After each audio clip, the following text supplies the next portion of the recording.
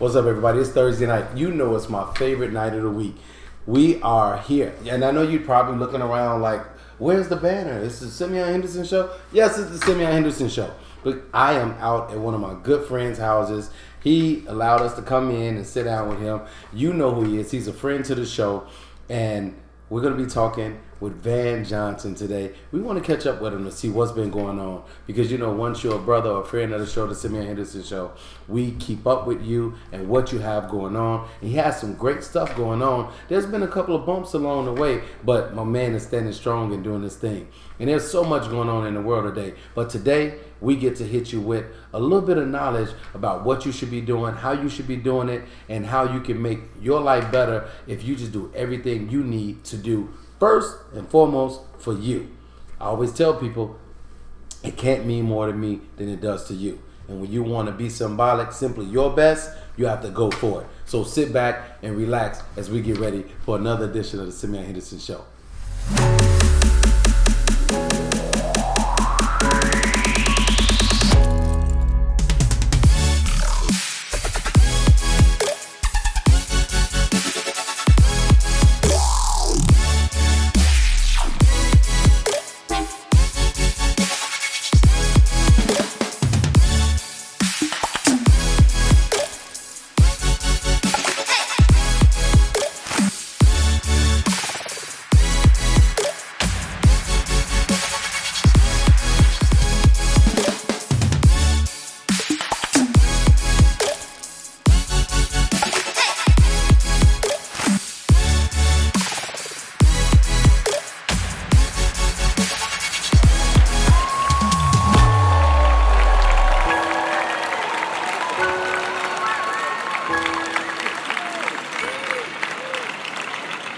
What's up, everybody? Thank you so much for tuning in to the Simeon Henderson Show, where we're always giving a voice to the people. It's Thursday night. Man, one of the best nights of the week for me. That's when my weekend begins, on Thursday. I know some of y'all on Friday. My boy right here, I think his weekend begins on Tuesday. How that happened, I have no idea. But everybody, I'm sitting here with the one and only Mr. Van Johnson. What's going on, brother? What's going on, brother? It's always good to see you, man. It's always a pleasure to be here, man. I caught up with him. He just got out the gym. You see about to bust out his tank top. Got my chest working today. So Van, man, everybody knows you, man, and you know, it's so cool for me because people get to see you, you know, doing your thing, whether it's on TV, whether it's on social media, doing tattoos. You know, I'm fortunate enough to be able to call you brother, and I get to hang out with you, man, and I get to see who you really are. But sometimes the people get misconceptions, and because they see what people want them to see. And since the show has started, it's been 5 years now. Yeah. And I know it's been like a roller coaster, man. I mean, you know, all these people out here, millions of people get to come into your life and they get to see these different portrayals of you, whether good, indifferent, or not so good. Exactly. What I want to get to is, what has that been like for you, like these last 5 years? Well, I gotta honestly say that, like, when I was on the show the first year or two filming, it was very difficult. Just reading the comments. That's one thing that the producer said, like, do not get in tune with those comments. Do not let those people affect you because they don't know who you are, the real you. But unfortunately, like, you just have to live and learn on your own, and you got to be able to be receptive to knowing that these people are going to come into your life and they're going to talk this mess, but that's only to strengthen you and make you a stronger person. So after dealing with that, after like about maybe 2 years, the block button has been my best friend. You know what I'm saying? Like, I don't know you. I don't know where you come from. You may be a troll. You may be just doing this to make you feel some comfort in yourself from what you're lacking. So I just block people, especially if you don't know exactly what you're dealing with and what you're up against. And also, I want to touch bases on some people only comment on what they see, you know, and what's portrayed upon you. So, with that being said, I just kind of take it with a grain of salt. I just don't let the people affect me anymore. No negative energy. Listening to everything that you're saying, it seems to me that you've learned and mastered how to block the haters. Definitely. Because people are going to say things about you. They're going to come to their own conclusions. But a lot of times, a lot of people do things without doing any research or not trying to ask the right questions they, especially on social media, they ask or they say what they think is going to get likes or people are going to piggyback off it. And I just think a lot of negativity comes from that. But just watching you and how you move, I see how you grow. And the cool thing about this is, I was mentioning, I remember, man, maybe about 4 or 5 years ago, we were at a rooftop party, and just seeing you outside of the cameras, even during that time when they were trying to peg you to be this bad guy, right. And I'm like, he ain't nothing like that, right. You know. Right. So what has it been like for you? What has it been like for you overcoming that stigma or that stamp, that bad guy stamp that they tried to put on you? Well, I think that the real will always over prevail, you know, and it'll over exceed the fake, and whatever, you know, VH1 or Big Fish tried to paint me as, you know, the villain was liked. Right. Over time, the villain was able to be liked. You see a relationship with me and my daughter. It's one of the most prominent relationships that you can see as a black father taking care of his kid on national television. That was like no matter what you seen, you know, versus the bad that you seen. You had to like that. Right. Me being an artist, you have to, you know, like either you like it or you don't. But I put out great work. You gotta respect it. You have to respect it. You know, so that stigma didn't last. Right. I had to outlast what people would try to put on me. Right. It was either I just fade into the black and let this overpower who I am naturally as a man and as a God-fearing man who I know that I am supposed to be. And God just didn't let me go into that type of realm. You know, I walked into the direction that He put me in, and here I am. So no matter, you know, what they tried to put on me or what they tried to portray me as, I'm still who I am, and the people genuinely see that.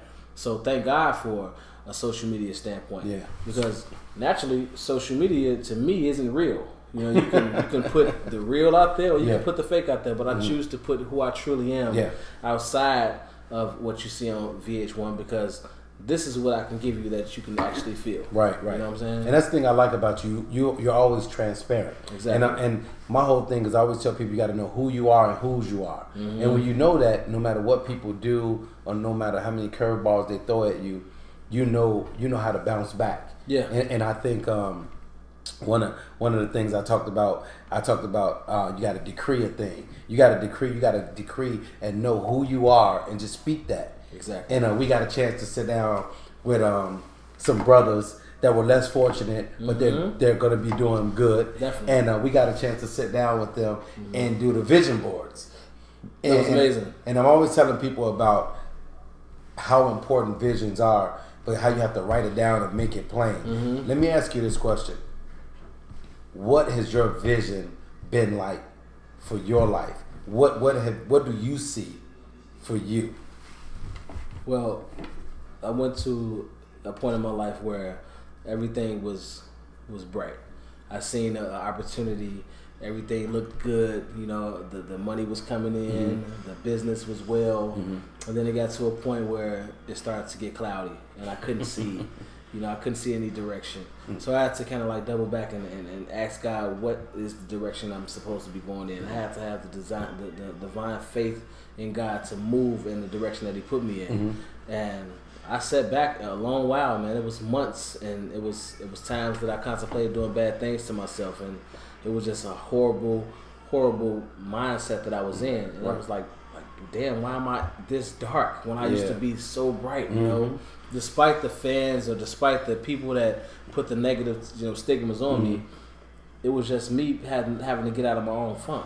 You know? Man, I like that. So then when I started to, like, you know, sit down and focus and just ask God for forgiveness and what I've done, and ask for the redirection and what way to put me in, and you have to start understanding that He's listening and He's working. You know, and he's putting you into this type of realm and into this bad dark space because He knows He's going to be able to lift you out. That's of it. right. Yeah. And I think that when you go down so low, the only way to go is up. Right. So I've been at some low points in my life, and God forbid I get there any more. But I do know how to get up when I go down. I like that. So this is people. I hope you're getting this. If you have any questions or comments for Van or myself, please hit us up. Let us know. And the thing I like about what you're saying, Van, see, you're being transparent right now. Because I always tell people no one is immune to the trials and tribulations of life. Right. It's going to happen. It's going to happen. And the fact that we're sitting here now, this interview has kind of taken a turn because for the better. Of course. Because now I get to see you. I've seen your growth, and now that we can sit here and we can have this conversation, and you're not scared to talk about your faith or what brought you out or where you've come from or the dark times. This is what people need to hear because there's somebody watching that's going through this. Right. People don't understand. When you talk about setbacks, mental illness, and distractions and roadblocks, definitely, a lot of people that we look up to are not telling about that part of their story, and people are missing that. And if you guys caught that, I don't want to miss this. This is what I call a teachable moment. Van talked about how he had dark places, times he thought about hurting himself or whatever. I've been there, and I'm sure people have been there, but listen to what he's saying. He knows who he is. He had to take a step back, and you got to take that step back and just trust God. Exactly. Because we always want things right now. We live in this microwave society. Right. But people have to understand that things don't always happen in our time. Yeah. But to be resilient and come out of it, exactly, that's the key. And it's also about, self-evaluation, you know what I'm saying, and self-assessment to figure out what are you doing wrong? Maybe you are the problem, and it's not bad to be the problem. You know what I'm saying? You just have to figure out if you are the problem, and you're self-inflicting. You need to be able to find out what can you do to reevaluate who you are and where you want to be in life. Right. And that's what I really had to do. It was a bunch of cold nights. It was a bunch of lonely nights, and I had to really figure out, like, damn, maybe I need to look in the mirror and figure out what I really want to do with my life. And that's when my life started to take a turn. Yeah. And it was a quick turn. I'm sitting in the room, and with, like, yourself and people around that knew exactly what I was going through. And it was emotional. It was hard. It was painful. But it was like, well, are you going to give up? Because people will always say, man, hey, you used to be good. Right. Get back up. You know how to get back that way. Yeah, right. And it's many a time that you ask people for help and they ain't got it. And what can you do? You can't beat it out of them. Yep. You know how to go get it yourself, though. Right. If God gave you all those talents and those abilities to go get it on your own, then goddamn it, go get it. Yeah. There's no excuses. Yeah, there it is. That is. I appreciate that. In due season, you'll reap the harvest, but you have to be willing to sow those seeds. And not only sow those seeds, but you have to cultivate it. Exactly. You have to water it. You have to give it sunlight. You have to nurture it. And then you have to give it that time. Exactly. And sometimes it don't happen as fast as we want to, but it'll happen. And that's what I'm talking about, brother. I appreciate you so much. So, there's one last question. So, this whole thing with Black Ink Crew Chicago, right? You're on there, and then they decided that they weren't going to bring you back. Right. That's correct. That's correct. But then they decided, we bringing you back. They did. So what was that like? So you're talking about we doing something. We can't talk about that. Oh, okay. So just you got to watch the show. Right. Okay, you got to watch the show. So, but I can talk about this. Let me talk about this. Let me talk about this. What is it like to be in a position and get comfortable, and then be removed from that position and have to reevaluate, reconstruct, and figure out what's next? Well, when you got a team and a production of people has more money than you, has more brain knowledge and smarts than you in this particular field, they're already working. They're having meetings. They're creating their story. They're trying to figure out what they're going to do with you, and you're sitting over here stagnant, waiting on checks. And like, oh, okay, I'm famous now. I'm getting ready to blow. I lost sight into who I was. Yeah, I've always been the type of person to get up, no matter what time it is. Go grind. Go bust your behind and do what you need. Go do God's work. Do what you're here to do. Right. I got God-given talents. I haven't worked since 2004. God's grace. I've been working with my hands for that long, and it's 2020. So when the show came, after about a year or two in, 3 years in, I'm like, okay, cool. I'm making X amount of dollars. I'm seeing my figures grow in my bank account. I'm like, I'm straight now. But what I lost was the grind. You got comfortable. When I got very, very comfortable. And when I started to lose that grind and I started to let them control the clientele, and for me to not have that specific amount of clientele coming in how I wanted and how I needed, I started to lose everything that I worked so hard for. I started to lose. I was making $1,000 a day off tattoos. Right. That's way much more than I could make in VH1 money. Yeah. You know what I'm saying? So when I started to regain and refocus, you may not get it right then and there. Yeah. Because those checks look good in lump sums. I know. But $1,000 a day looks fucking great too. You know, and I wasn't doing that. I wasn't reaping those benefits, and I just started to, lose myself. Right. So when I lost myself, I lost the show. I started to losing my crib. My car was in jeopardy. Everything started to crash on Van, and I'm asking why. It's because I let everything crash. I let everything crash, and everything started to crash on me. It's because I'm the foundation of who I am, and once the foundation and the structure of who you are starts to get weak, then everything folds on you. Yep. So I had to rebuild and restructure the foundation. I had to strengthen it. Okay. So now that I'm out of my old crib and I was walking up a flight of stairs, now I'm in my new crib and I'm walking up 3 flights. I'm strengthening who I am, who I know. But it's bigger. It's bigger. You have to walk it's better to get to that. You have to be able to, you gotta give something to get something. Oh, of course, you know what I'm saying? Of course. I had to release some things. I had to release a lot of demons, but I'm who I am now because I've been this way. I just had to get refocused. I had to get restructured. Oh, yeah. That's You definitely got to get my new book. It's called Refocus. Really? Yes. Hey, man. Hey. Look, let me tell you something. Copy. This is what I tell you. Iron sharpens iron. And this is one of the reasons why you my brother, man, is because I know I've been able to sit with you just one-on-one with no cameras, no lights, and just talk as brothers and just, break bread or come eat and watch a game and chill. Right. And people have to understand these are the things that you need to do. You need to have those people around you that are going to help keep you grounded, that are going to tell you the truth, that are people of faith, like-minded faith. Exactly. Because, in the world of TV and glitz and glamour, it could get a little shaky. Exactly. But I appreciate you sitting down, man, and just giving the people this insight about you. But what I want to do is I want to take a quick break, and then I want to come back, and I want to sit with somebody who knows Van just as well as he knows himself.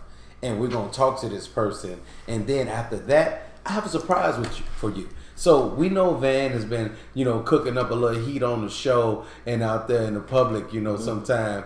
But he's been cooking up some heat somewhere else. And I'm going to show you his passion and what he really loves to do. And you would look at this cat and you probably wouldn't think he does this, but the man is pretty talented in the gourmet areas. That's all I'm going to say. But we're going to take a quick break. Big shout out to my executive producer, Jamani Anamdi, my executive producer, Jose Perez, and my marketing manager, Ashley Easley. I appreciate you guys for everything you do. Everybody watching, continue to watch. Share with your friends. The Simeon Henderson Show is on the move. We'll see you back in 1 second with my next guest, who's going to talk a little bit about this guy sitting next to me. All right. See you in a minute.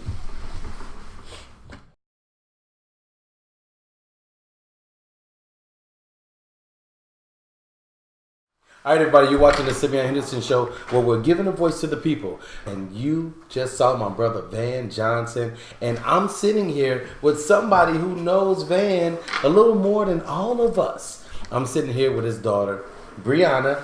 Brianna is a senior in high school, and we just want to see what she has to say about her dad. So, Brianna, how you doing?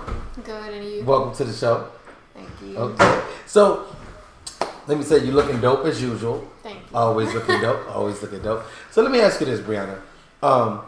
What has it been like for you these past 5 years having a dad who's a celebrity? He's always on TV. He's always in demand. He does tattoos, sell clothes. People always want to talk to your dad. What is that like? So when I first started out, people didn't notice me like as quick as they do now. Mm-hmm. Since I've been like going to school with these people, they've been knowing me like my whole life. Mm-hmm. they don't really react at like. I mean, if I was going to school out here in Chicago, I'm pretty sure they'll be like starstruck, probably be like, that's Fan's daughter and stuff like that. But since I've known them, like the school that I go to now, I know all of these people for so long, they don't react as much. They did ask questions about it. I gave them the questions that they wanted. So. Because these are your friends. These are your friends. They've been knowing you. They knew you before your dad got famous, right? They think it's cool and whatever, but I mean, I don't, be like all bougie or whatever. Like take that in. Like I'm still like a humble person. Yes. And that's all that I'm grateful for. Like I'm glad that I'm like humble. I didn't let the fame get to me because they do think. Some people do think that I'm famous. I don't really think that I'm famous though. Well, your dad is famous. So if your dad is famous, then they're gonna say you're famous too. That's the way it goes. Yeah. But so you've taken it all. You stayed humble and you love your dad. And what has it been like for you when you had to see him like kind of go through a little tough times when people were talking negative about him? What is that like? I don't really pay attention to it because at the same time they do want him back. So it's like it's not the same without my dad. So and you know your dad. Yeah. So any negative things people say, you know who your dad is, right? Yeah. So you know the real, you know who he is, and it's so cool for you to always stand by him and support him. Yeah. Because now what are you? You're a senior in high school. What are you looking to do with your future? My future, I'm planning to go into the Navy because I actually don't know what I want to do when I get out of high school. I don't want to be stuck here like working on a job or whatever. So yeah, that's what I'm planning on doing. I go to MEPS in like next weekend. Okay. Like not next weekend, but like next week, probably like on Tuesday or Wednesday. So I'm not gonna be at school, and let my teachers know, so they're gonna give me the work. Of course. So yeah. So you're always on it. You're an AB student, right? Yes. Like I make sure I plan ahead. I didn't want to be one of those students that didn't know what they wanted to do with their life and stuff like that. I wanted to like plan ahead and make sure I knew what I wanted to do by the time I graduated high school. Right. And yeah, that was my plan. That's what I'm talking about. Young people that have a mind of their own, but they know what they want to do, and they're chasing and pursuing their dreams. So you're gonna go to the Navy, and that's cool because you said you don't know exactly what you want to do yet. Yeah. But the cool thing is that you're doing something. So what do you want to do? So what I want to do is I want to get into digital cinematography. Okay. Yeah. So after I do my 5-6 years or whatever, I was gonna go into college. I think that's about like 4 years. Get my degree, and then I think I'll probably go back into the Navy. I don't know. I'm not sure yet. Well, that can always be a career. Right. Yeah, I'm still thinking about it because the digital cinematography degree has like a lot of advantages to it. Like I could probably be a film director, a videographer, and I like the background behind like the movies, like the editing and stuff like that, like all the graphics and stuff like that. I'll be wondering like how are they doing all this stuff? So I love movies. I go to the movies like every weekend. I try to watch like every movie that come out if it's good or not. So yeah, that has like digital cinematography have like a background behind that. So I was like, hey. So you're really gonna be hanging out with Uncle Simeon because that's what I do. I'm an actor, right? Yeah. So, but I think it's one of those things. Especially, there's this thing called women in film. Yeah. Women are so empowered now in film, and like you said, you want to do behind the scenes. So you're always gonna have a job. You're always gonna be in control, and you're doing the right thing. My plan is to be a boss. That my girl. I wouldn't expect anything less from you. Right. So thank you for sitting down with us and just giving us a little bit. And one more thing I want the people to know about you is that you do your own designs, like you design shoes. Yeah, so I do design like floral flower designs. I put them on like Air Force Ones, any type of shoe, but I prefer like a plain shoe, like Air Force Ones, because it look better. Yeah. But I'm trying to come up with different designs. I know people have been asking. I've been telling them that, hey, I'm gonna come up with different designs. I just gotta find the texture. So yeah. So you're 17 now, right? I'm 18. I forgot, you turned 18 on your birthday. Yeah. And then you get a tattoo? Yeah. Your dad gave you a tattoo? It's actually covered. Like, both tattoos are actually covered. That's good. See, that's what young people, did you hear that?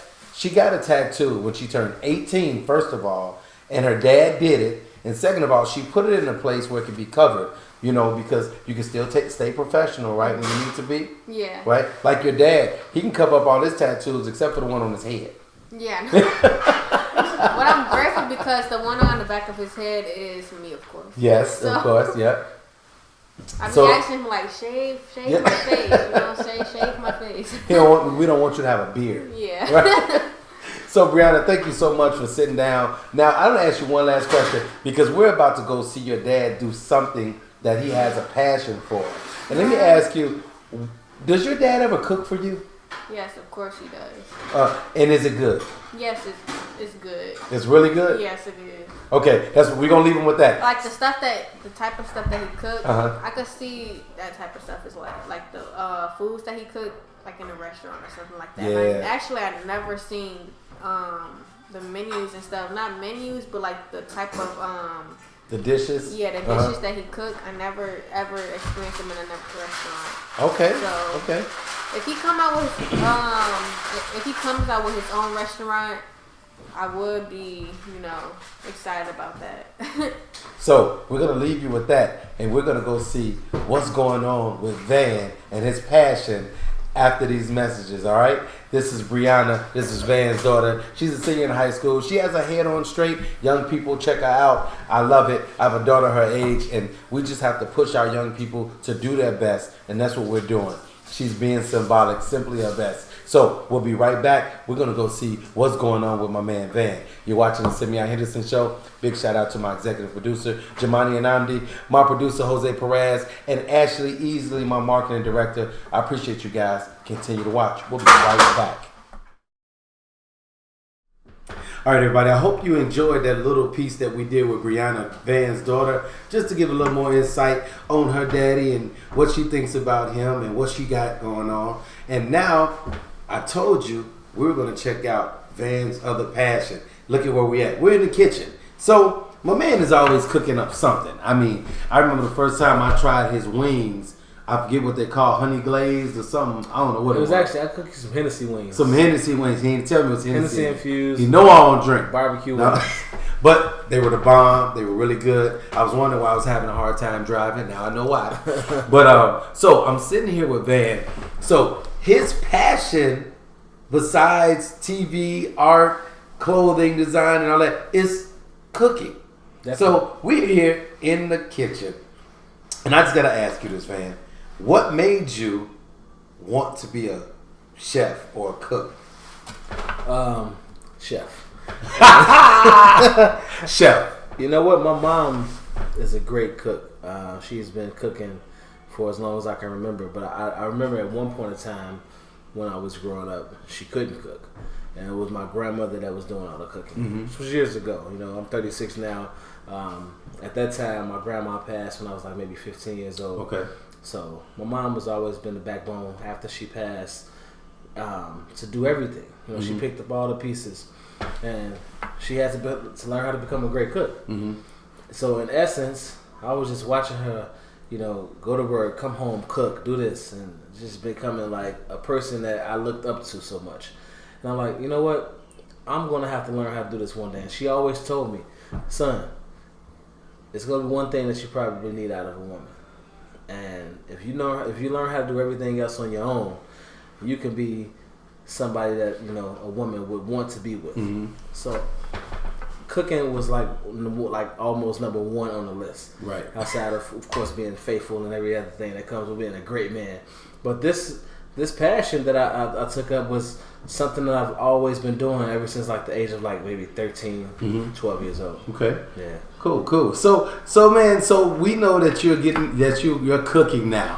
Yeah. Definitely. Now, I see you have some stuff right here that you're going to prepare. What are you doing today? What is this? Well, I'm preparing today some stuffed salmon.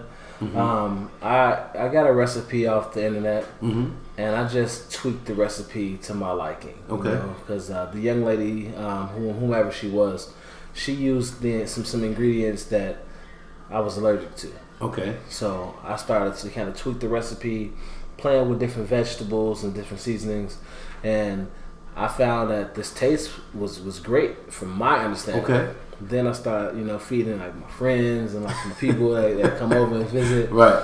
They tasted it and they said it was amazing. So I said, hey, this is a hit.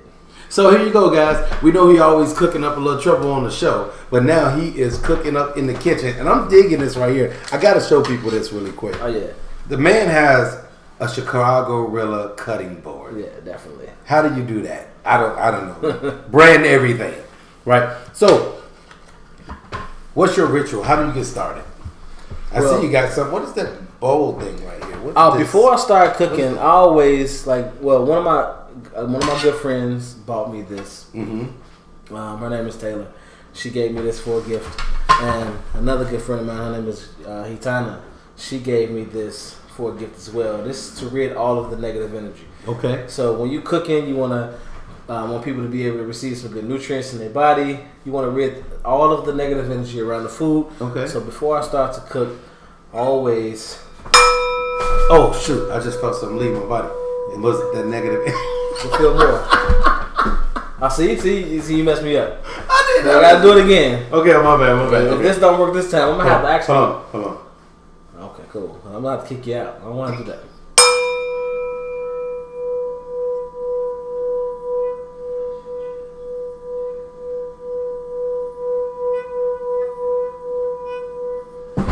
Woo! That's the Jesus. That's Jesus. Not your hurricane cure. Man, you gotta rid all the negative energy, man. And then right afterwards, you gotta wash your hands. Okay. Everybody, I hope you're enjoying this show today. But we're just having some fun. And so, Van is going to prepare this food. And we're going to show you what he prepared. He told you he's doing the stuffed salmon and some vegetables. And I'm pretty sure it's going to be really good. I can't wait to taste it. But you're watching the Simeon Henderson Show where we're giving a voice to the people. And I'm here with my brother, Van Johnson. And man, the man is doing great things. But I have to tell you guys this. On All-Star Weekend is here in Chicago. Yes. So, it is.